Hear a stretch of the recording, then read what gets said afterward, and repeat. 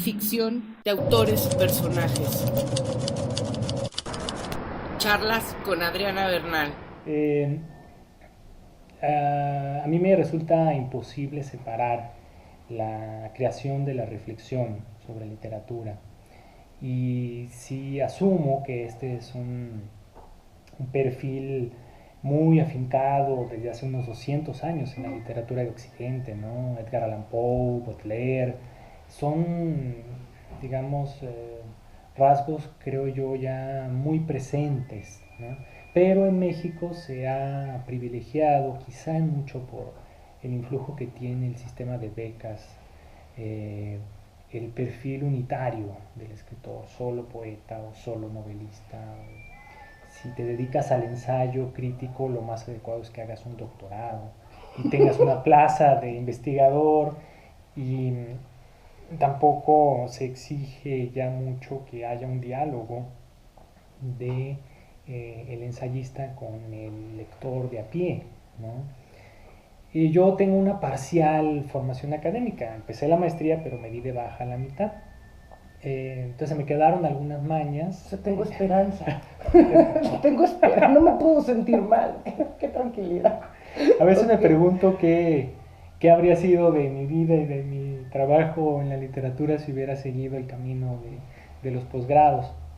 Pero sí, bueno, me enseñaron muchas cosas. Al mismo tiempo me sirvió distanciarme, y el gusto por discurrir sobre literatura pues no se te quita, ¿no? Que te metan a las Islas Marías, ¿no? Entonces me gusta mucho pensar que es posible un perfil múltiple del escritor todavía, ¿no? Y es otro proceso de pensamiento también, distinto al que se privilegia en la esfera académica. Es decir, la solidez de la investigación bibliográfica, el rigor a la hora de concebir una obra literaria como estrictamente literaria, es algo importante, es como un sustrato útil. Uh-huh. Creo que de este lado de la reflexión literaria, fuera del ámbito académico, hay otras herramientas que podemos usar con mayor libertad. Uh-huh. Precisamente porque la aspiración o la justificación es establecer un diálogo con un lector general, no con un lector especializado. Eso te obliga a pensar o a tratar de argumentar con un poco mayor con una mayor ambición persuasiva, uh-huh, con un cariz un poco más didáctico, creo yo. También es importante no renegar de eso, no implica rebajar nada, ¿no?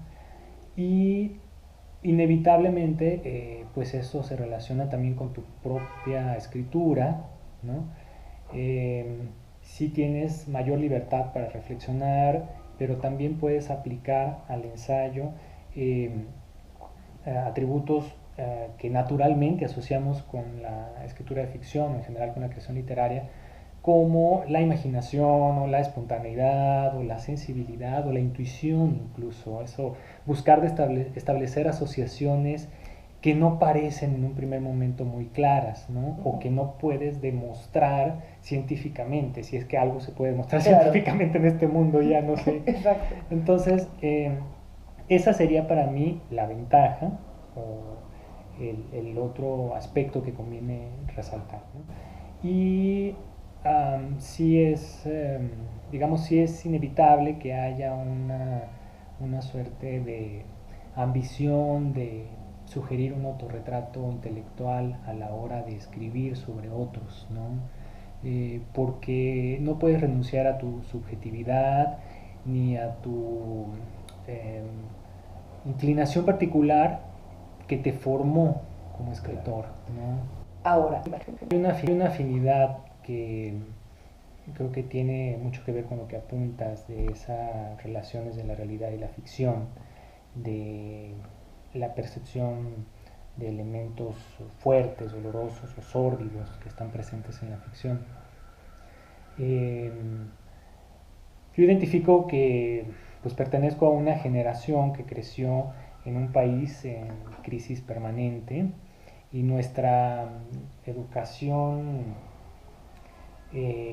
imaginativa estuvo cruzada por visiones de la decadencia y la disrupción de un país que ya no ofrecía, si es que alguna vez lo ofreció, un sentido de pertenencia, una protección, una confianza respecto del futuro. Entonces sí hay una visión visceral, pesimista, que para mí yo asumo y acepto que me atrae más la ficción que penetra la realidad con visceralidad, con una exigencia crítica, con una interlocución vehemente, que trate de escarbar en las raíces de lo real. Y no significa eso que otras propuestas literarias no sean válidas, pero uno es inalienablemente fiel a su percepción y a su mundo, ¿no? Entonces, no puede tampoco uno comprometerse a escribir sobre todos los autores del universo, porque eso sería una esclavitud, ¿no? También pasa algo que creo yo que sí puede ser más peculiar, más sistémico de la literatura mexicana. No la veo tanto en Argentina, no la veo tanto en Estados Unidos o en otras áreas. Y es que hay un rechazo de entrada a reconsiderar la propia tradición. Es decir, como si fuera de Rulfo y Paz y algún otro por ahí, realmente no hubiera clásicos de pesos en la literatura mexicana, y muchos de nuestros escritores, empezando por el siglo XX, pues son vistos como escritores de media tabla, ¿no? Bueno, creo que eso tuvo que ver también con la forma en la cual fue vista Elena Garro mucho tiempo, ¿no? Era como si hubiera pocos boletos para los escritores mexicanos para alcanzar la universalidad, y por lo tanto quienes no fueron Rulfo o no fueron Paz ya perdieron esa oportunidad. Y creo que sí puede haber una visión muy malinchista de nuestra propia literatura, que se confunde aviesamente con una aspiración a la universalidad, pero que en realidad es más bien una aspiración a la internacionalidad o algo así, es decir, Sí, a pensar... a jugar en el mercado, ¿no? Exactamente. Ahora, Generación que no le tuvo miedo a caminar en los dos ámbitos factibles de la creación y la reflexión. También escribió, además de cuento, Inés Arredondo ensayo, ¿sí? Y ya no digamos García Ponce, que escribía sobre literatura, arte, digamos, está detrás de mi idea de plantear esta antología, porque no podemos acusar a la literatura mexicana de haber sido mezquina en el reconocimiento a Inés Arredondo. Tuvo la beca del Centro Mexicano, publicó en Era, en Joaquín Ortiz, le dieron el Villurrutia, y su generación en general fue bastante bien acogida por la crítica, por los pares, ¿no? Y después de su muerte pues sale en siglo XXI, el Fondo de Cultura también la publica, pero entre esa cristalización canónica, que es como poner en una suerte de sitial sagrado, parecería que ya eso es todo el trabajo que se puede hacer para apreciar la obra de una autora como ella.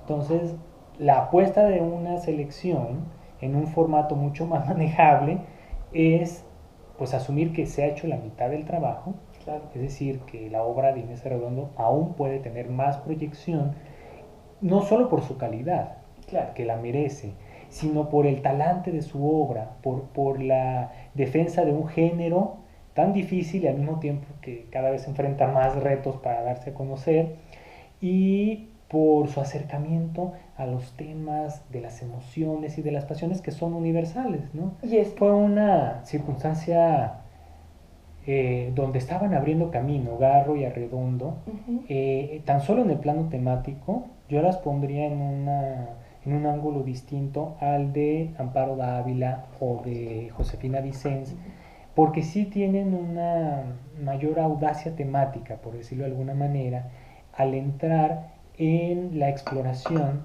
de asuntos que antes se consideraban menores por estar de puertas adentro, ¿no? Por hablar sobre los vínculos familiares, los vínculos amorosos, también desde una percepción de lo siniestro, de lo perverso y de la crueldad.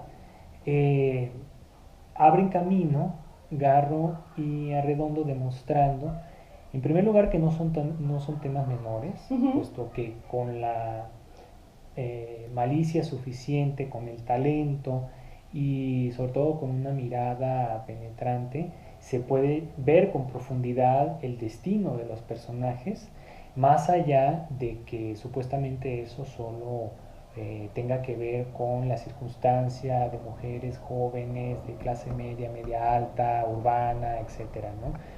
Hay una universalización de una temática muy individual, pero que creo refracta sobre una sociedad, ¿no?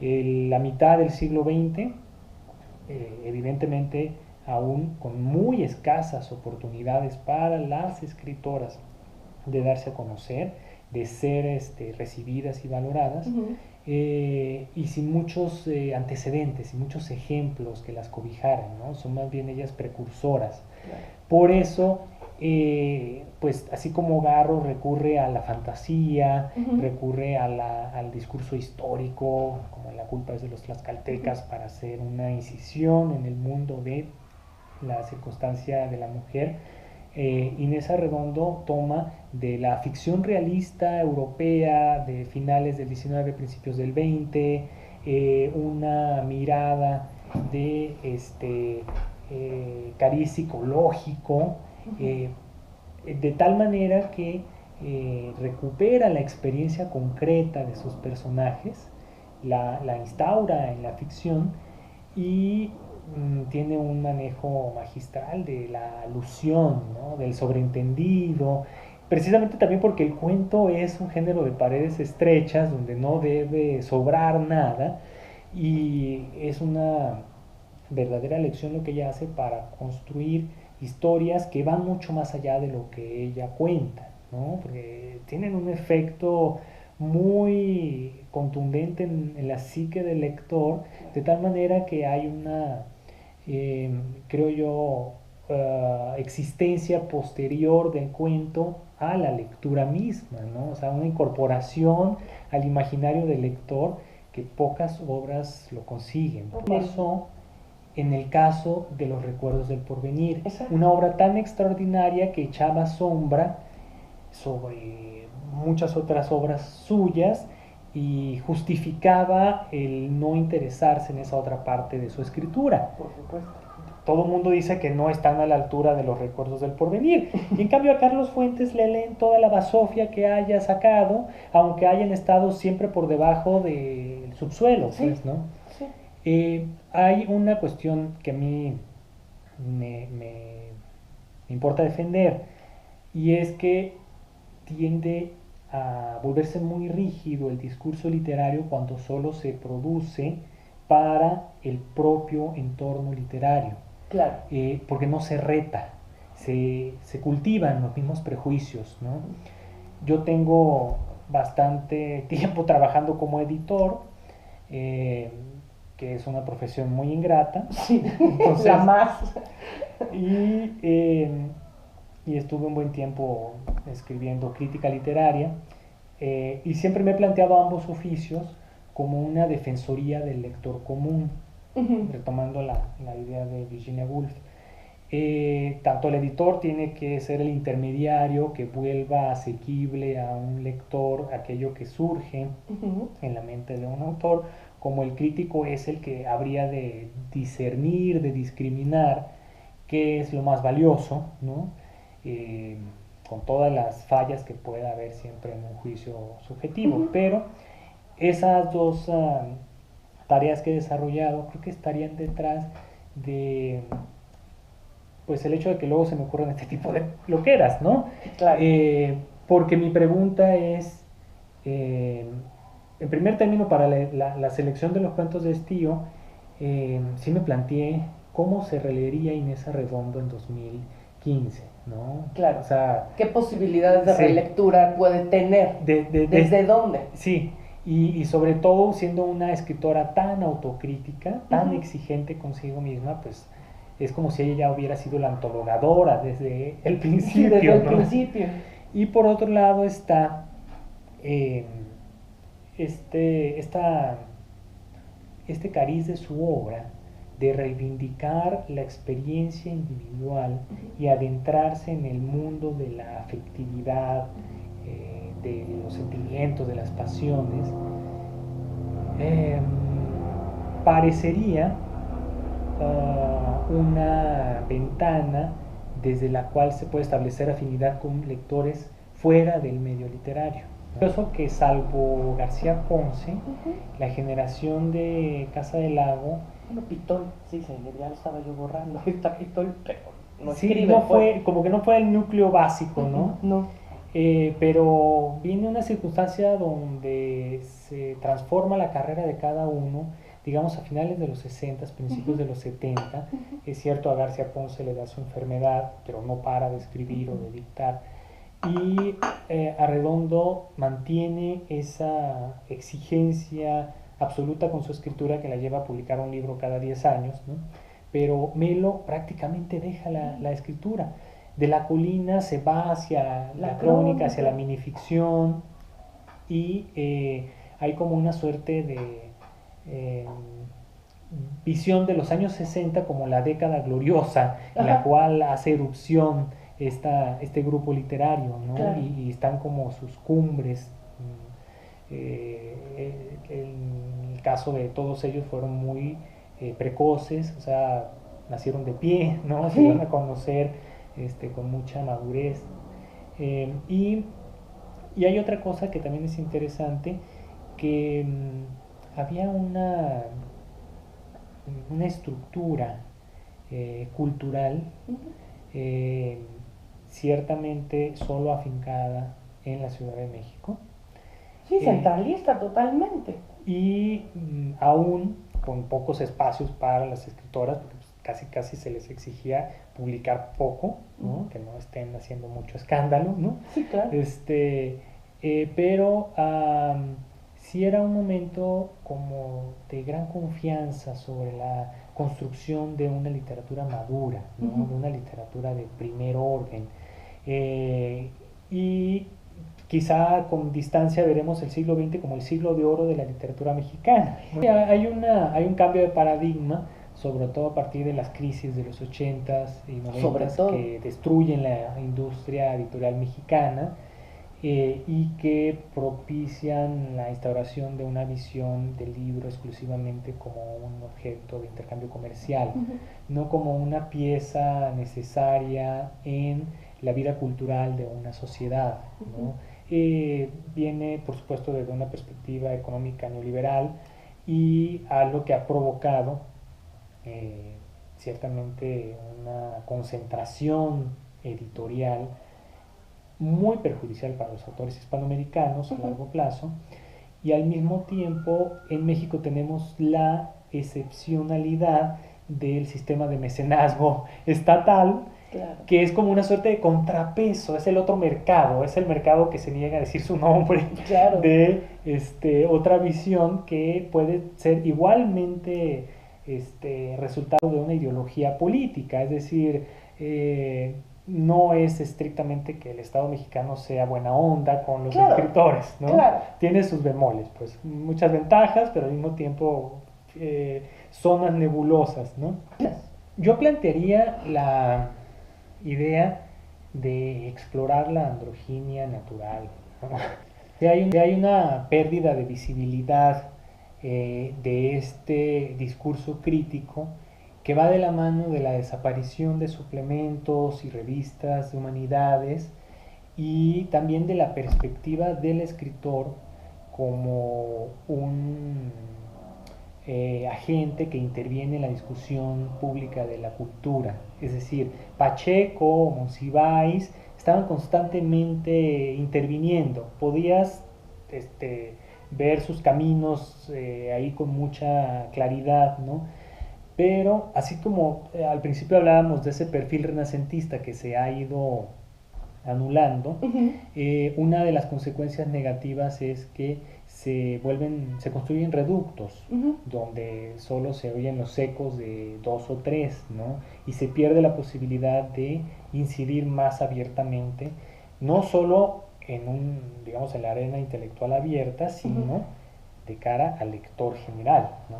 Esa es como una batalla que ya se ha dado por perdida, ¿no? ¿Qué ambicionaría yo con esta antología? Para ponerme sincero, ¿no? Ambicionaría que se eligieran cuentos de Inés Arredondo para lecturas de preparatoria. Así como se lee cuentos de El llano en llamas o Las batallas en el desierto, me parece impostergable que Inés Arredondo sea una lectura de bachillerato, ¿no? Por ejemplo. Para empezar. Sí, es ese punto, que vaya más allá de la iniciativa personal y que tenga que ver con la incorporación en el libro de lecturas, pues, ¿no? Eso que damos por sentado es como una característica anexa a la condición de clásico, ¿no? Claro. Y habría digamos, la ambición entonces de que ya no sea Inés Arredondo un nombre solo conocido por escritores, académicos, periodistas culturales, editores, que es ese circuito interior de la... el engranaje. Exacto. Y esto llevaría, por ejemplo, una antología, pues tendría que estar en bibliotecas públicas, tendría que formar parte de los acervos, de clubes de libros, porque si se publica una obra reunida, una obra completa, que tenemos una mitología en México al respecto, o sea, como la única forma de homenajear a un autor es publicándole las listas del súper completas, ¿no? Y claro, los ñoños, especialistas, salivamos cuando nos enteramos que está por salir la obra completa de Guadalupe Dueñas, ¿no? Hay la idea de que eso es la consagración del escritor.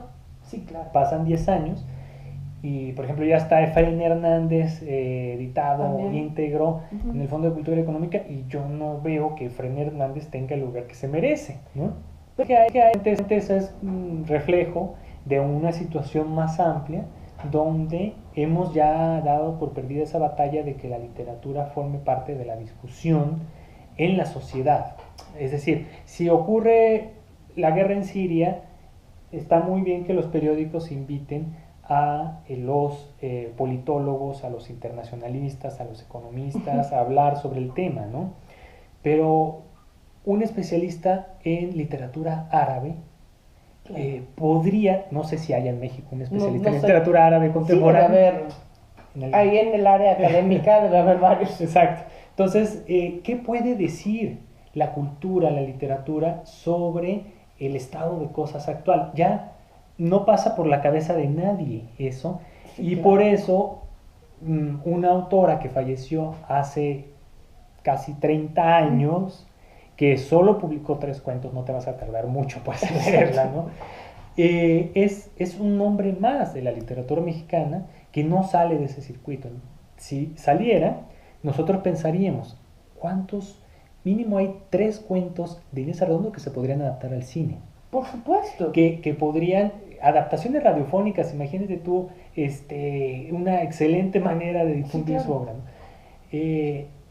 Hacia allá iría este formato que me parece más amigable de la antología para un lector común. Pero quizá una de las cosas que creo yo serviría, yendo al otro extremo, es si en vez de 3 suplementos tenemos 8, si en vez de 2 revistas hay 5, si en vez de 3 reseñistas hay 15, la competencia tendría aquí sí un efecto, claro, de exigencia, de supervisión de unos a otros, y sobre todo de exigencia de cara al lector, ¿no? Piensa que en los 60s Juan Vicente Melo estaba escribiendo crítica musical, y Carlos Fuentes escribiendo crítica de cine, y García Ponce de artes visuales.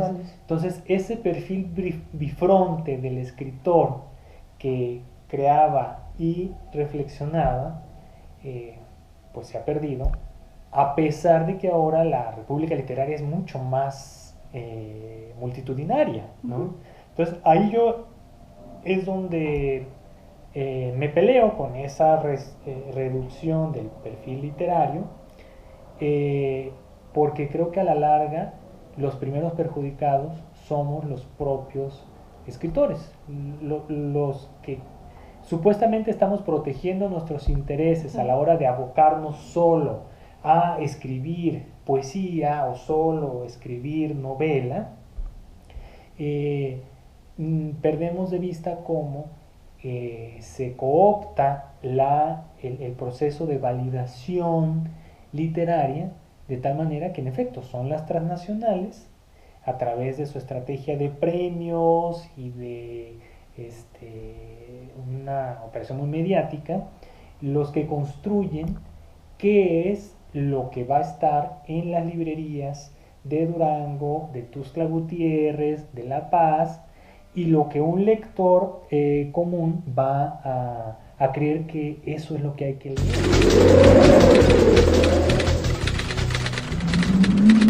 Subtextos. Vida y ficción de autores y personajes. Charlas con Adriana Bernal.